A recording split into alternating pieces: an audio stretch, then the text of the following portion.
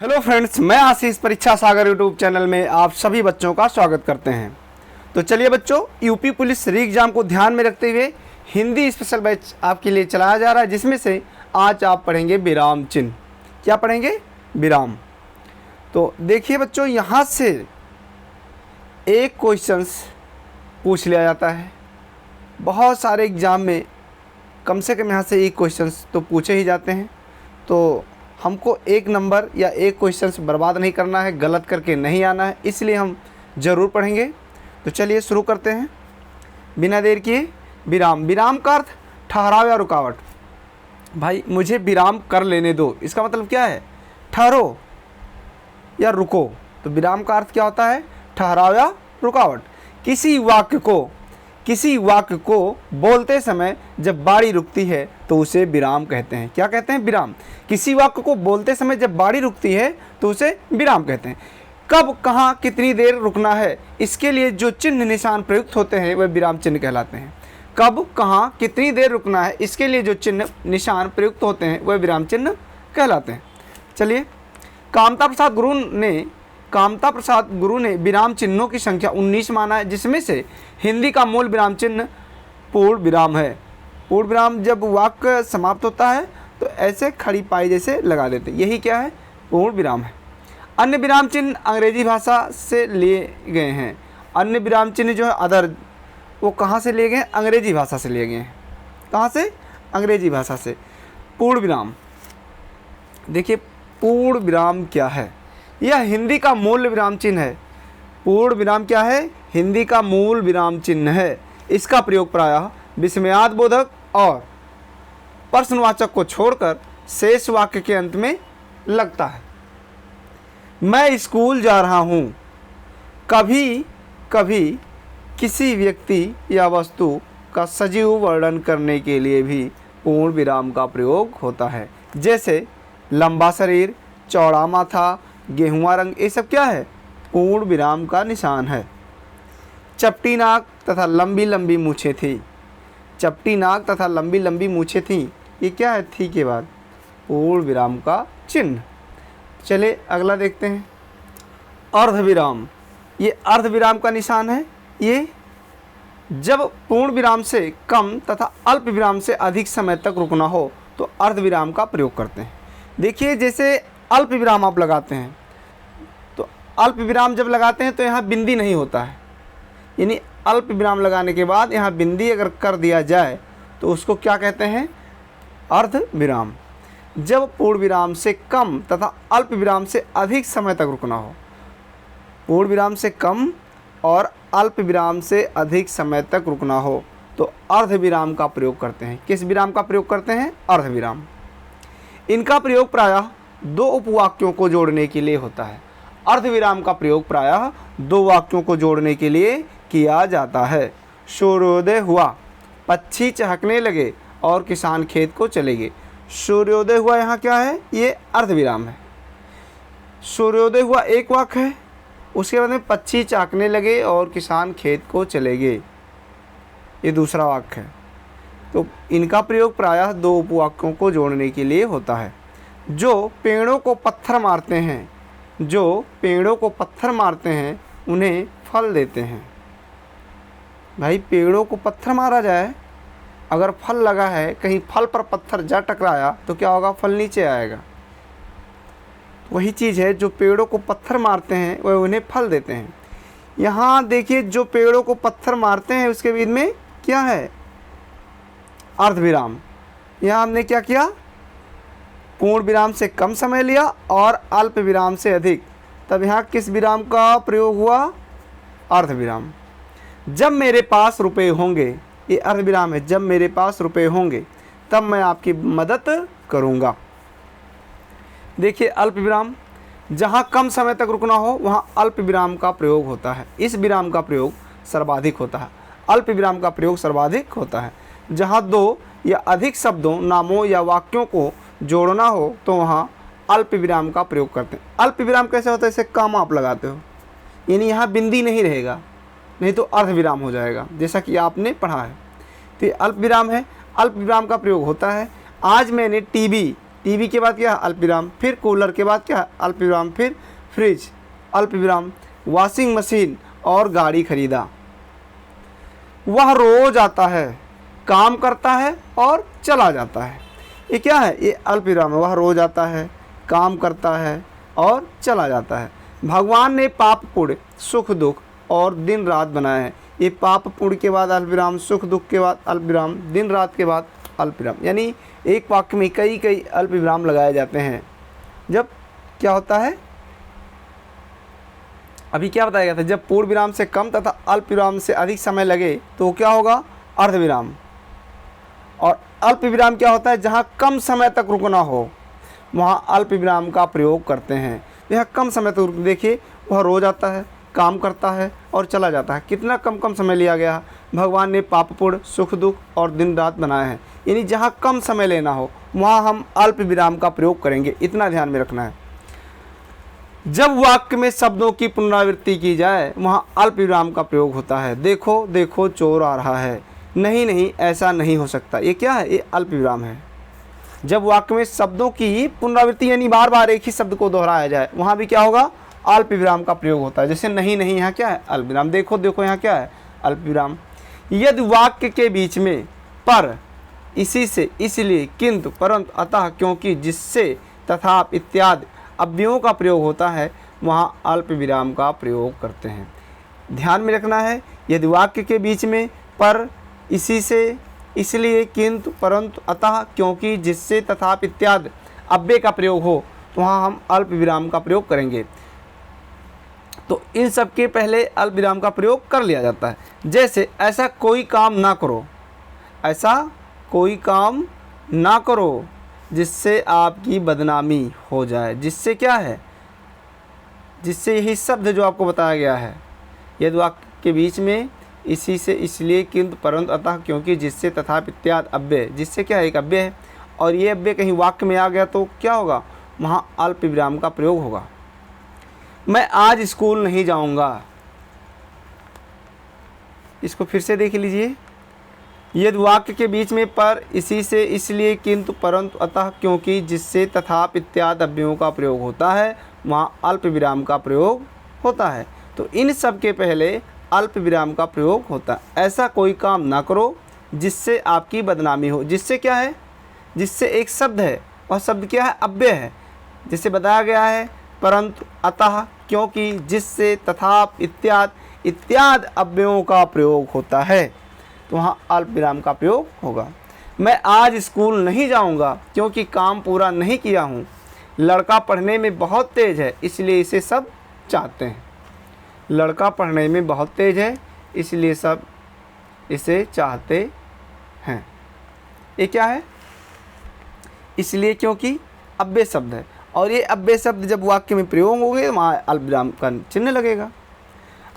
मैं आज स्कूल नहीं जाऊँगा क्योंकि काम पूरा नहीं किया हूँ। लड़का पढ़ने में बहुत तेज़ है इसलिए इसे सब चाहते हैं। इसलिए, क्योंकि अव्यय शब्द है और ये अव्यय शब्द जब सीधे सीधे वाक्य में प्रयोग किए जाएंगे तो समझ जाए वहाँ अल्प विराम का निशान लगेगा यानी चिन्ह लगेगा।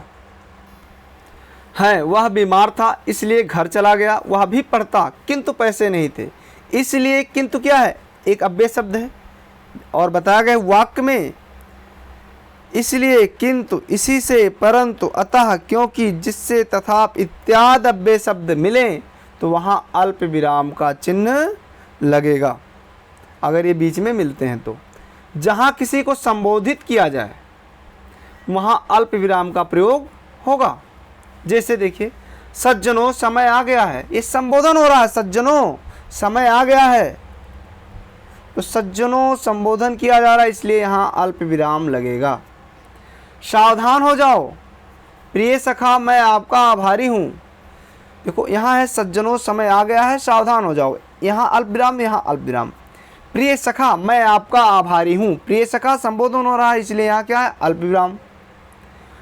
जब किसी वाक्य में किसी व्यक्ति या वस्तु या की विशिष्टता बताई जाए या किसी संबंधवाचक सर्वनाम से बताना हो तब अल्प विराम का प्रयोग होता है। जैसे मेरा भाई जो इंजीनियर है, मेरा भाई जो इंजीनियर है अमेरिका गया है दो यात्री जो रेल दुर्घटना के शिकार हुए थे अब अच्छे हैं। ठीक, यहाँ क्या हो रहा है, यहाँ वाक्य में किसी व्यक्ति या वस्तु की विशिष्टता किसी संबंधवाचक सर्वनाम से बताना हो तब क्या होगा भैया, अल्प विराम का प्रयोग होगा। जैसे मेरा भाई जो इंजीनियर है। देखिए यहाँ व्यक्ति से तुलना हो रही, व्यक्ति या वस्तु किसी से हो। अमेरिका गया है, दो यात्री जो रेल दुर्घटना के शिकार हुए थे अब अच्छे हैं।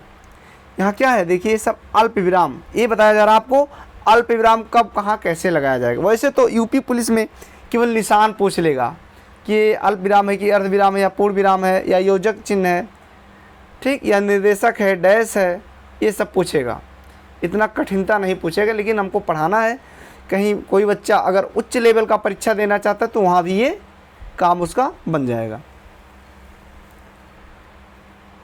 मैं जो नहीं, जिस वाक्य में अब, तब, जब, यह, तो, या आदि शब्द लुप्त हों, यानी वाक्य हो लेकिन अब, तब, जब, यह, तो, या आदि शब्द लुप्त हों तो वहाँ अल्प विराम का प्रयोग होता है।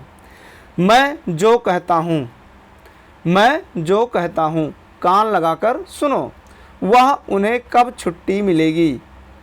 नहीं, एक मिनट, जो कहता हूँ कान लगाकर सुनो, यहाँ क्या है, यहाँ लुप्त है। क्या लुप्त है, वह लुप्त है। मैं जो कहता हूँ वह कान लगाकर सुनो, वह लुप्त है, लेकिन फिर भी यहाँ क्या है, अल्प विराम। ऐसे यहाँ भी है, उन्हें कब छुट्टी मिलेगी, यह कुछ कह नहीं सकता, या यह कुछ कह नहीं सकते, यहाँ यह छिपा हुआ है। तो जब, अब, तब, यह, तो, या, यानी जिस वाक्य में अब, तब, जब, यह, तो, या आदि सब लुप्त हो जाए, ना मिलें, फिर भी वहाँ क्या होगा, अल्प विराम का चिन्ह लगेगा, जैसे यहाँ लगा है। जब करना ही है, जब करना ही है कर डालो, लेकिन यहाँ कुछ छिपा है क्या, तब, जब करना ही है तब कर डालो। कहना था सो कह दिया, अब तुम जानो, यहाँ अब छुपा हुआ है, तो जहाँ अब लगाना चाहिए वहाँ क्या है, अल्प विराम। वह जहाँ जाता है, अल्प विराम का निशान है ना, यहाँ चाहिए था वहाँ बैठ जाता है, लेकिन वहाँ लुप्त है। वह जहाँ जाता है बैठ जाता है, वहाँ अगर लगा होता तो अल्प विराम लगाओ या फिर ना लगाओ, लेकिन यहाँ समझ रहे हो ना, वाक्य में यहाँ वहाँ होना चाहिए, वहाँ लुप्त है, इसलिए यहाँ अल्प विराम हम लगा सकते हैं। किसी कथन के पहले अल्प विराम का प्रयोग होता है। जैसे गुरुजी ने कहा, एक कथन है, गुरुजी ने कहा सत्यमेव जयते, यानी गुरुजी ने कहा सत्यमेव जयते, ये क्या है, अल्प विराम। उसने कहा, ये क्या है, मैं स्कूल जा रहा हूँ। उसने कहा, ये क्या है, कथन है किसी का। गुरुजी ने कहा, ये कथन है, और कथन के बाद तुरंत क्या लगता है, अल्प विराम। हाँ, नहीं, बस, अच्छा, अतः, वस्तुतः, सचमुच जैसे शब्दों से शुरू होने वाले वाक्यों में अल्प विराम का प्रयोग करते हैं। बस हो गया, रहने दीजिए। हाँ, तुम ऐसा कर सकते हो। नहीं, वह ऐसे नहीं बोल सकता। सचमुच वह ईमानदार है, वस्तुतः वह पागल है। सचमुच के बाद और यहाँ वस्तुतः के बाद ये क्या है, अल्प विराम। देखिए अब अपूर्ण विराम या न्यून विराम यही है। जैसे आपका विसर्ग वाला निशान रहता है, विसर्ग चिन्ह, तो इसको हम क्या कहेंगे, अपूर्ण या न्यून विराम। जैसे यहाँ दिया कामायनी एक अध्ययन, तो ऐसे वाक्य दिया रहेगा पेपर में, पूछेगा एक कौन सा चिन्ह है, तो क्या बताएंगे, अपूर्ण विराम। नहीं अपूर्ण विराम ऑप्शन में है तब न्यून विराम देख लीजिएगा ऑप्शन में है या नहीं है। विज्ञान, वरदान या अभिशाप, बीच में क्या है, अपूर्ण या न्यून विराम। उसके बाद में प्रदूषण, एक समस्या, बीच में कौन सा निशान है, अपूर्ण विराम, या इसी को न्यून विराम कह सकते हैं। अगला देखिए, प्रश्नवाचक विराम। इस विराम का प्रयोग प्रश्न करने के लिए होता है। जैसे तुम क्या कर रहे हो, आपको कहाँ जाना है। विस्मयाद बोधक चिन्ह, इस चिन्ह का प्रयोग हर्ष, शोक, घृणा, विस्मय, आश्चर्य आदि का भाव प्रकट करने के लिए होता है।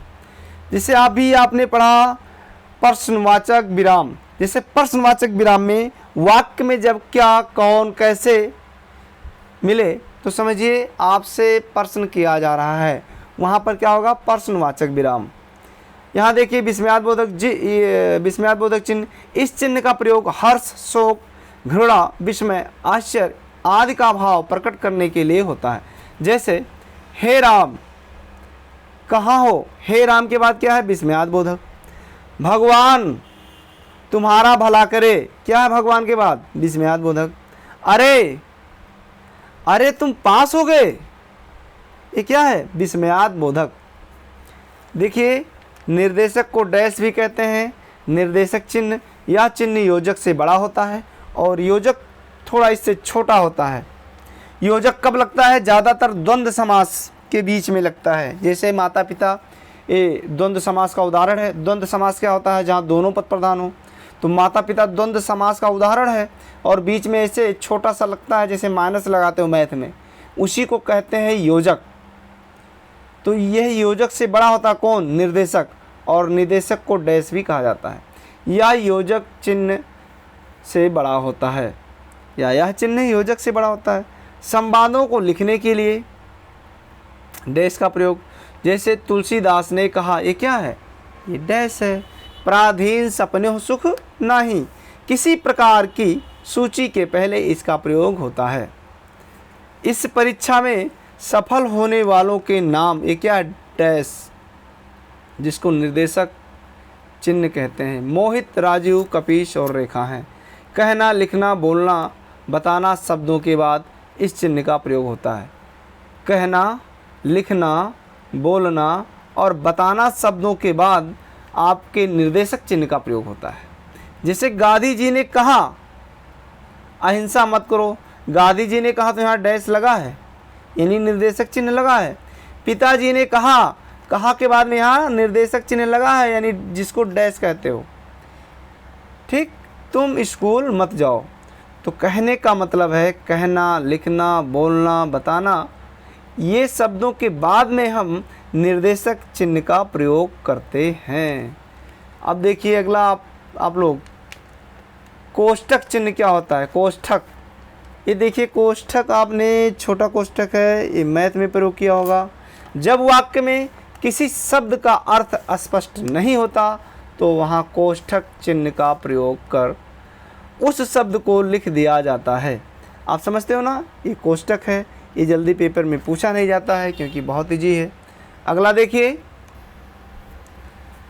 सत्यवादी हरिश्चंद्र सत्य के पुजारी थे। देखिए सत्यवादी के बाद में हरिश्चंद्र को कोष्ठक में कर दिया गया है। मान लिया यहाँ हमें नहीं पता है इसका अर्थ, तो ये कोष्ठक लगा देते हैं। धर्मराज युधिष्ठिर 5 भाई थे। युधिष्ठिर क्या किया, युधिष्ठिर को कोष्ठक में कर दिया गया। मान लिया इसका अर्थ हमें नहीं पता है, इसलिए हम कोष्ठक में कर देते हैं। अवतरण या उद्धरण चिन्ह क्या होता है, क्या अभी आपने पढ़ा, कोष्ठक चिन्ह।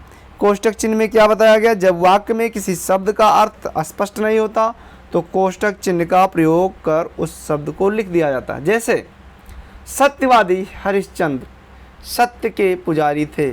मान लिया हमें हरिश्चंद्र का अर्थ नहीं मालूम, तो यहाँ हम कोष्ठक में कर देते हैं। धर्मराज युधिष्ठिर 5 भाई थे।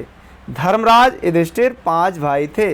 यहाँ हमने युधिष्ठिर को कोष्ठक में कर रखा है क्योंकि मान लिया यहाँ हमें इनका अर्थ नहीं मालूम है।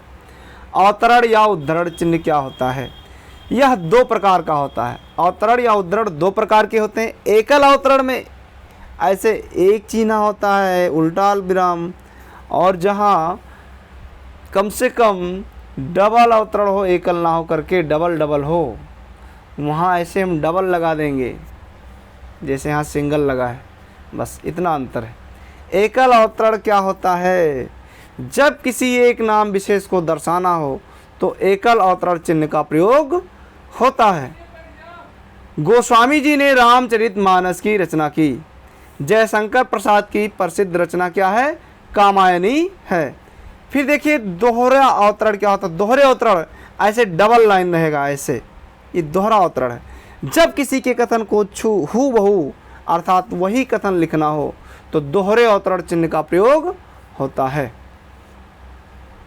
जैसे तुलसीदास ने कहा, नार विबस जग सकल गोसाई, नाचे नट मरकट की नाई। ये क्या है? दोहरा अवतरण है। योजक चिन्ह ऐसे लगाते हैं, छोटा डैश होता है।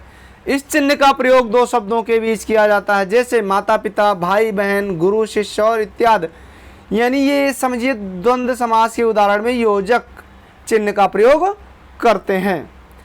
त्रुटि विराम या हंस पद क्या होता है? जब किसी वाक्य को लिखते समय कुछ शब्द छूट जाता है तो हम ऐसे त्रुटि विराम या इसी को हंस विराम कहते हैं। ये लगा करके उस शब्द को यहाँ ऊपर लिख देते हैं, तो इस चिन्ह का प्रयोग कर उस शब्द को लिखा जाता है। इतना समझ में आया? जैसे यहाँ उदाहरण दिया है, स्वतंत्रता हमारा अधिकार है। मान लिया हमें यहाँ लिखना था जन्म सिद्धि अधिकार है, तो हमने यहाँ पर क्या हंस चिन्ह या त्रुटि विराम लगा करके जन्म सिद्ध यहाँ लिखना होगा। संक्षेप सूचक या लाघव चिन्ह, जैसे आपने लिखा डॉक्टर, डॉक्टर को संक्षेप में छोटे में लिख दिया। इंजीनियर, इंजीनियर को ऐसे लिख दिया संक्षेप में यानी छोटे में। उसके बाद में है प्रोफेसर, प्रोफेसर को ऐसे छोटे में लिख दिया यानी संक्षेप में। तो इसको क्या कहेंगे? लाघव या संक्षेप सूचक चिन्ह। जैसे बीए लिखते हो, बीच में क्या लगाते हो? ये लाघव या संक्षेप सूचक चिन्ह का प्रयोग आप लोग करते हैं। बस चिन्ह से अगर क्वेश्चंस आते हैं तो इतना में से कहीं ना कहीं से आ जाएगा, इससे ज़्यादा आपको पढ़ने की ज़रूरत नहीं है। तो प्यारे बच्चों, अगर आपको वीडियो पसंद आया हो तो आप लाइक, सब्सक्राइब एवं शेयर करना मत भूलें, क्योंकि आपके लिए 21-22 मिनट में पूरा विराम को ख़त्म कर दिया गया है। इससे ज़्यादा बाहर कहीं कुछ आने वाला नहीं है अगर विराम चिन्ह से क्वेश्चंस पूछे जाते हैं तो। और ज़्यादातर पेपर में देख लीजिए, जो प्रीवियस ईयर के पेपर हैं वहाँ से विराम चिन्ह से क्वेश्चंस एग्जामिनर आपसे कर लेता है। तो आप थोड़ा ध्यान से इस वीडियो को पढ़िएगा और अपने मित्रों दोस्तों को ये वीडियो ज़रूर शेयर कीजिए। अगर आप चैनल पर पहली बार हैं तो आप चैनल को सब्सक्राइब ज़रूर कीजिएगा। बच्चों जय हिंद, फिर मिलते हैं नए वीडियो के साथ।